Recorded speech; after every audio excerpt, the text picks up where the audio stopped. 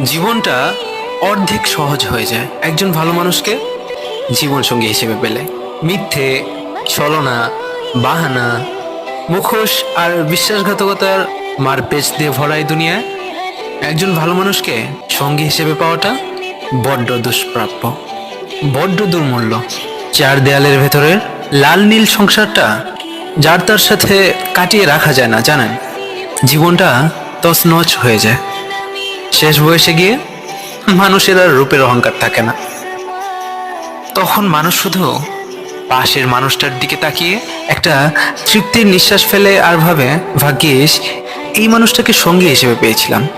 আমি মনে করি মানুষ অন্যান্য সফলতাকে, প্রাপ্তিকে উদযাপন করে, তার থেকে অনেক বেশি উদযাপনের হলো একজন সঠিক মানুষকে সঙ্গী হিসেবে পাওয়ার ব্যাপারটা।